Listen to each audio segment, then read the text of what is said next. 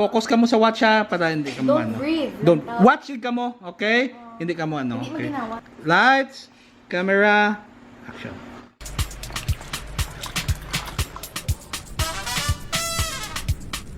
Sino ka dito?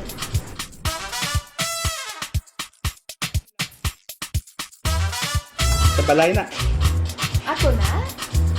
Ay. Enjoy. Thank you. Thank you. Very delicious. What's ano?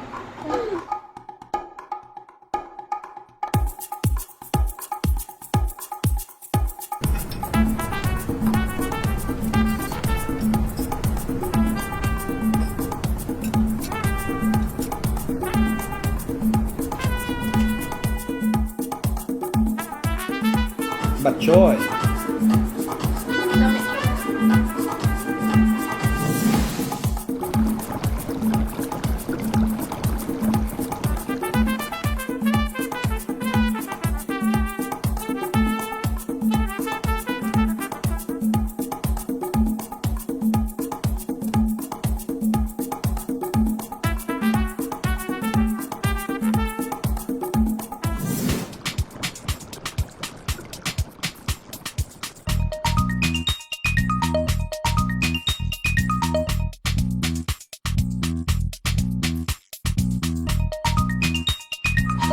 Buko. May lang hindi bukol. Yung pinagkakaiba ng battery namin is meron siyang buko. So yung sasabaw pa lang niya, Sila na? Owners. doon yung twist. It is a balance of battery soup and then buko juice.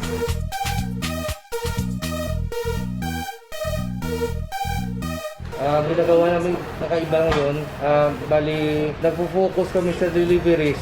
More on deliveries, take-outs, ganun lang. Hello?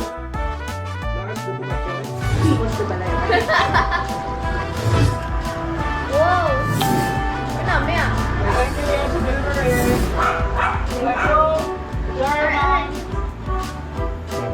Okay, ang bilis ng delivery. Mainit-init pa.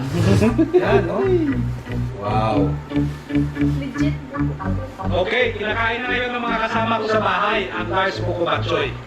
Ano masasabi mo? Diba? Ang lasa. Baby, ito na yung buko. Na ano? Wala na ito yan. Para ka ako kami. Ay, ang bota. Nay, ka video.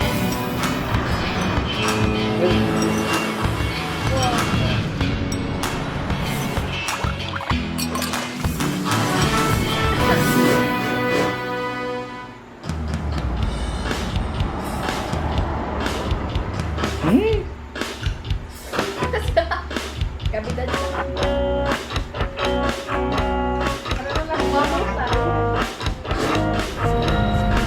Wow! What's up mga paps? Welcome to Ilonggo City. Ako nga pala si Ilonggo Dad, ang tatay YouTuber ng Iloilo.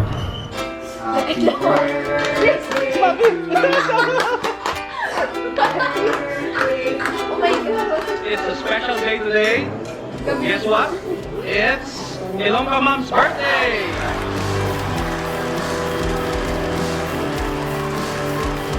Hindi na kamo Ang Tagalog. uning gift ko kay Ilonggo Mom. Kulugasan. Happy birthday, Mom!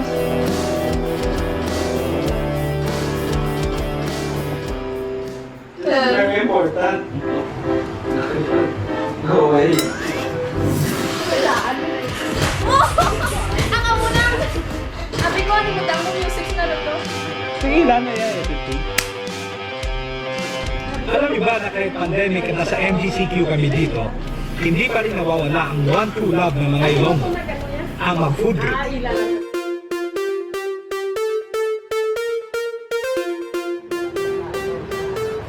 Dito sa Iloilo, kapag ikay namamatsoy, siguraduhin mong magpakaldo ka.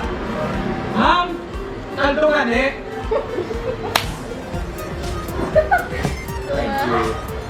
Kaldo ay karagdagang sabaw para sa matsoy mo. Sige, sila daw. Oh, nambot sila. Sige ka da. Ano ka?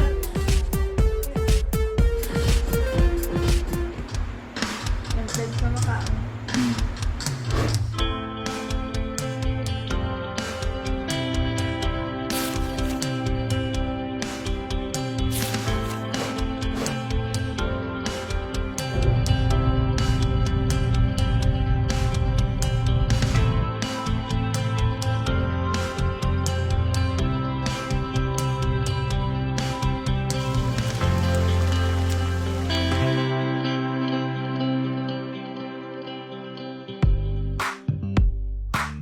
personal favorite ko na. Yan mo? Next. Personal favorite. Basically, pancit molo is a flour-based dumpling. Like, Very similar to a wonton. Ako na. But, yung ingredients niya is wala po siyang noodles.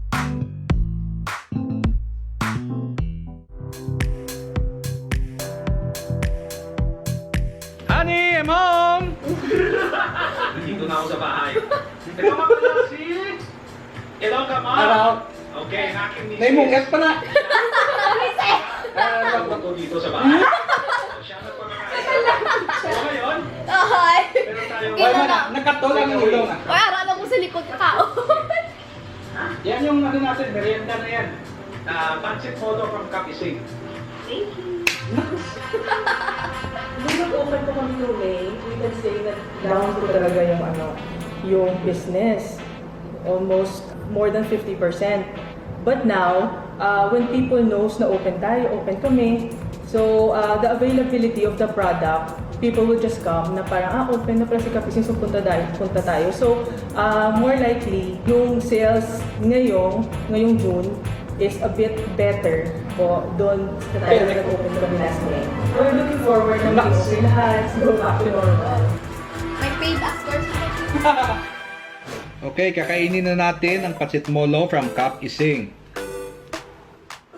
Fair na, may Ang secret sa Pancit Molo ni Kapising Is yung ano daw, quality ingredients at yung sarili nilang timpla.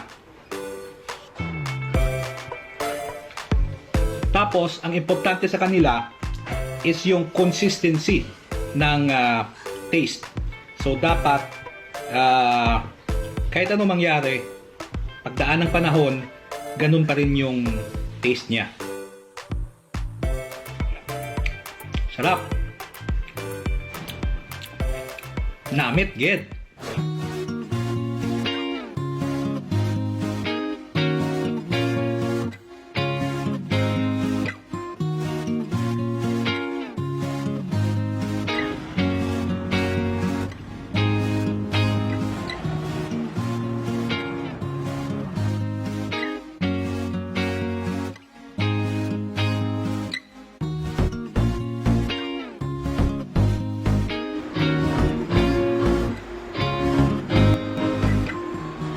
Ito ang paborito ni Ilonggo Dad, ang laswa. Laswa is a Oh my God! Let's go! Yes! halo-halong papaya, asa, okra, saluyot, and string beans. Sabi niya, ang diet ko na daw. Ang Ilonggo! Princess ngayon, Bagulat siya. nagluluto ng laswa. Okay? Ito yung mga gulay. Tandaan din mga bata kung makapega lang. Gane! Ayos ko na. Namin. Nuts! Wow! Kaos na gulay! Pwede pa rin mag-food trip dito sa Iloilo. Pwede kayo mag-deliver, pwede mag-take out, at pwede magluto sa bahay. Likas na talaga sa mga Ilonggos ang pagiging foodie. Marunong kami magluto at mahilig kaming kumain. Dito sa Iloilo, maraming restos at mga specialty restaurants.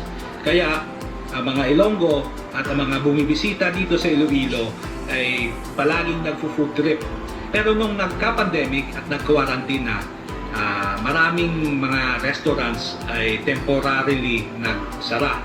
However, nagde-recover na ang food business. Marami na ngayong mga restaurants na nagdi-deliver or nagti-take away. Nag-a-adjust na sila sa new normal.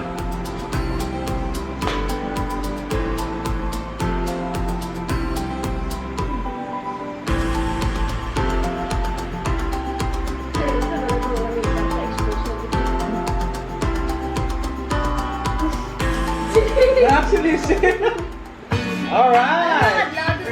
It's Eric. Oh. Then, Ano ang mambal mo sa video? Name man. entertaining. Guwapo man si Ilonggo Dad? I'll just think about it. Ikaw, what can you say about the video? Okay lang.